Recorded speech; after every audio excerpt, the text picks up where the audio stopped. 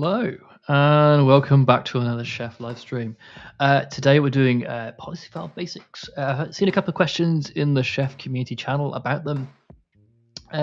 So I just thought I'd go over how I use my policy files, how I've seen a couple of other people use them, like including policy.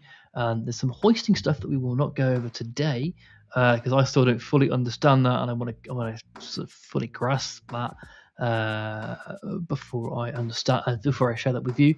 So we'll be covering some of the more advanced things that way. But we're just going to jump right into it, and let's share my screen.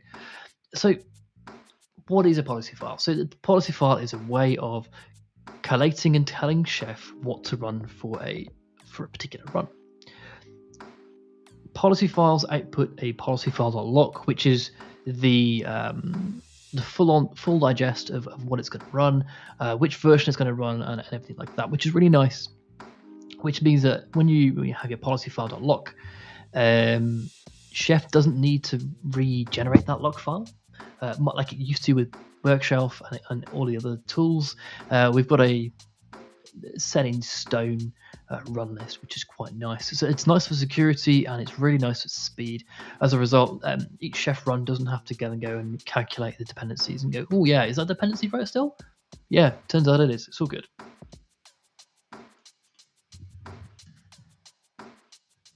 Okay, so let me just show you what I've got here.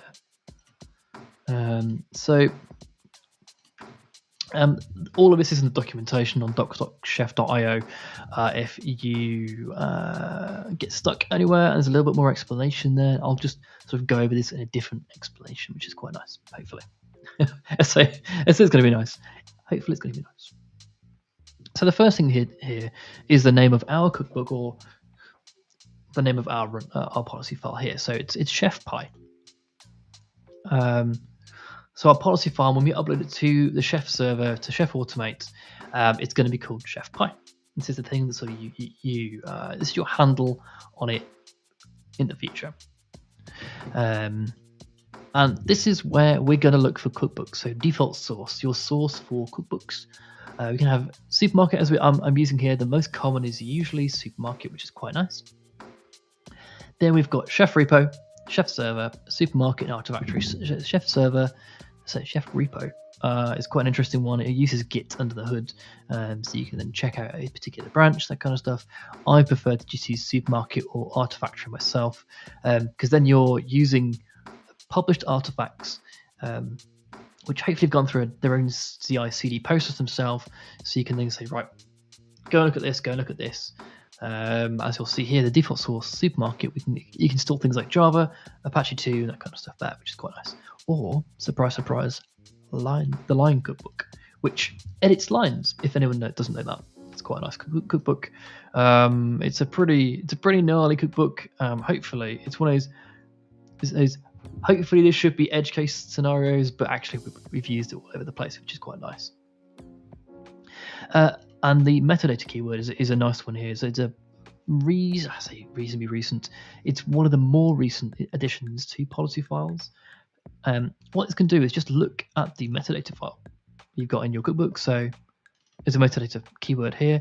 It'll then go and look at your metadata RB locally and see your dependencies here and say, right, well, if you've got line, and then we can say, right, well, I want line less than version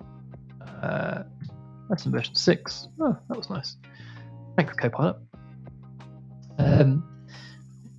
We can do this. Let's say we want to use a particular version of line. Same thing with Chef Client Updater. We can pull those dependencies then straight through to our policy file, and that'll be ingested into that there. You can also just say, right, I just want the line cookbook. Don't care what's in the metadata, or you can duplicate what's in the metadata. I prefer to say, well, have what's in my metadata file, because that's kind of the classic way of doing it.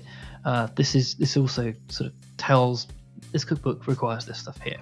So that's my preference anyway. Other people have different preferences there. And then here's the thing that actually does all the magic, or it does the running of the thing. What does your run list look like? What is your run list? When you run this policy file, you've included all your dependencies, which is everything above here. then what do we do? Well, we're going to run this default recipe. So we're going to the Chef Pie cookbook, which is the current one. As you can see here, that's our cookbook name. The policy file name and the cookbook name don't have to be the same, but they are here. So we're going to run the Chef Pie cookbook, and we're going to run the default recipe. You can also do that. I prefer not to because I like to be a little bit more explicit. So we'll just put that back. And then default recipe goes off and does a bunch of other things. I like a single entry point. So then we can say, right, we'll do all the system stuff, the new optimization stuff, and the updater, and then the compliance phase things. So I get to order it, and then I can say, well, if I'm just looking for compliance phase, like all the compliance phase stuff is in there, all the optimization stuff is in there. So default runs the default recipe, and in this case, the default recipe then goes off and sort of branches off and runs a bunch of other recipes, which is quite nice. And then you can also include policies in a nested fashion. So if you had another policy called pie or called cake, let's say, or cake PHP source supermarket, let's try that instead. You can then go, Copilot is working overtime today, it's great.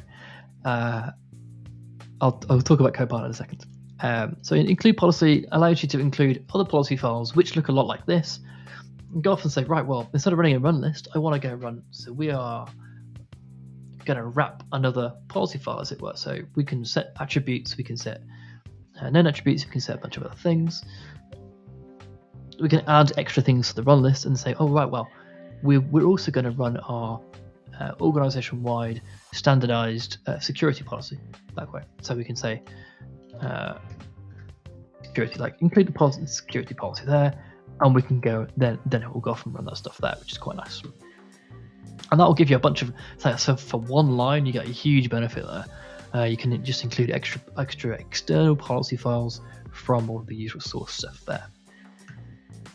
That's pretty much it. Like that's the long and the short of all of the policy file things. Let me just go and check if I haven't missed anything out. No, I mean, it's quite nice and simple there. So that's writing your policy files. So you've got your name, your default source, metadata in this case, or cookbook, and then our run list. So our name, so our handle of what we're currently doing, then our default source, where we're going to find all of our cookbooks, our metadata, which is a keyword. It just goes up to our metadata RB and then pulls in those cookbooks and dependencies and version constraints. And then we go off and run a run list. So we've got all that in place now, and that's quite nice. So then we can just do chef push. Here's a nice thing. I won't show you the other end of this today because I've just before I came on air, I was like, well, I'll just boot up my Automate server, and I've forgotten the password for it. So I need to go rebuild that tomorrow. Because of course, just before demos, everything blows up. So I'm going to do a chef push. If I do a chef push -- help, we got our help here. You can push policy groups, so you can push your policy files to particular policy groups. And I'll go over policy groups in a bit more detail later on, because then I'll need Automate to show you how that works nicely in the UI. But that's really nice. You can think of policy groups as environments. Like you can say dev, prod, pre-prod, those kind of things, or blue-green. That's why they're not really called environments anymore. But you can say, well, I'm going to push this to the green group or the blue group, and you can think about environments differently, which is quite nice. Also, environments are already woefully, like really overloaded, so we sort of stayed away from that. So we just call them policy groups instead, because they are just groups of policies at the end of the day. And then the last one, so you chef push, policy group, and then policy file. If you haven't called your policy file policyfile.rb, you can then specify it here. I've called it policy file, so it'll just pick it up there. It's quite nice. But you can also have multiple policy files in your current folder. One for, like, let's say your web server, and then your backend server, and this kind of things. You can push those up that way there. It's quite nice. On the options, so there's some accepting licensing, debugging, and that kind of stuff there. And there's kind of not a huge amount of things to do there, which is quite nice. So I'm just going to do chef. I mean, this is pretty much all I ever do is I do a chef push, and then K3 is cluster. So this is my policy group is called K3 is cluster. Surprise, surprise, we're still playing with our K3 is cluster at this point. So we can push our current policy file to automate, and I'll show in a second how that's authenticated. We'll push our policy file with our cookbooks up there. So you think, well, you did one upload there rather than multiple uploads. So Berkshelf used to do and the chef file used to do separate uploads for each of the cookbooks. So let's say we had the Chef Pie cookbook, and then when we uploaded those cookbooks, we would upload the Lion cookbook and make sure it was the correct version, and then the Chef Pie cookbook and make sure that was the correct version, and then the Chef Client Updater cookbook and make sure that was the correct version. Well, instead of doing all of that now, we tar that up into its own artifact and push that up there. So these are you can have the Lion cookbook at version 443 with that particular hash there,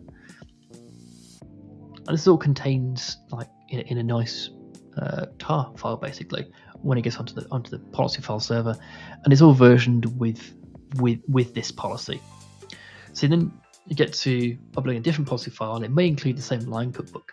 That will go up to its own upload area, which is quite nice. And it just means that you're segregated from people changing the Lion cookbook underneath you. Bit of idempotency there, bit of security and safety there, which is quite nice over Burke's files, that kind of stuff. So if you are still using Burke's files, I highly recommend using Policyfiles instead. That said, if anyone's still using it and you've got any questions about Policyfiles in the chat, just leave them in the chat, or just jump on the Slack channel. We can answer some questions there. Let me just see if we've got anything else there. No, can't see anything there.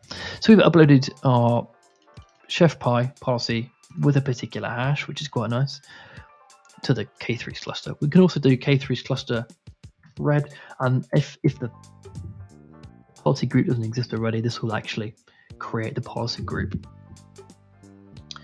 And then I will have to go and double check that I'm not going to share anything whilst I'm doing this. I'm going to go and see how it's all right. So this is do some sneaky stuff in the background. That's fine. Secrets. I can check that. There's nothing secret in there. I was like, oh, I'll just cat this file. Oh yeah, dear me, there's going to be secrets. So how I've authenticated to do a chef push, this is kind of like the final piece of getting this all on there. We've got two things. We've got our client PEM. So, hey, I need to go and authorize and authenticate myself to the Automate server. So I've got a PEM. In this case, I've just got a symlink to a PEM I've got locally getting generated on a regular basis. When I destroy and recreate my Automate server, which I do probably about once a week. So I've got my test user PEM in my chef directory. So ~/.chef, so home directory /chef, and then test user.pem. So I keep that there in a nice, like, pretty easy to find place. I could have done it there as well. So you need your PEM file, and that'll give you your authentication there. And then what we can do here is we can have different profiles. So if you've got multiple different Automate servers, multiple different chef servers, you can have a this is a TOML. You can have a different section for each of those there. So when you upload there, let's see, chef push --help. You can specify your profile when you're uploading, which is really nice. So there's a /profile or -p. That'll select one of these files here, which is quite nice. So one of these profiles, because I use a default profile here, I'll just use the default profile by default, which is quite nice. I am the test user. I've got my test user PEM, and this is where my local Automate server is. if I had a different section, let's say, let me just open that one up, and so code chef slash creds. Wait a second. Let's say we wanted super awesome server, and so we will still use the test user and maybe a different so maybe it's in somewhere else like food user.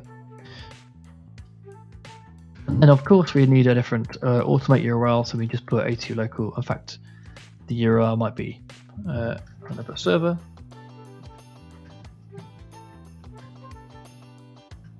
Oh, typing isn't happening. There we go. And then when we do a chef push, we'll do -p, and then we just specify the profile name that way. So that's in our credentials file, and that should work for you basically. I think that's probably everything, including some extra tidbits that I always find helpful, which is how the heck do I set my chef credentials up? I always forget that and then go look at the documentation. Turns out it's pretty good. But yeah, that's pretty nice. I think we'll leave it there. Thanks very much for joining us today. If you've got any questions, don't feel just shout out either on the chat now before I disappear, or just jump on the Chef Community channel in general, or there's a Policyfile. So there's still a Policyfile channel. I was going to say jump on the Policyfile channel. Also, I'll go create it. There is one. And if you've got any questions about Policyfiles, jump on the Chef Community Slack, which is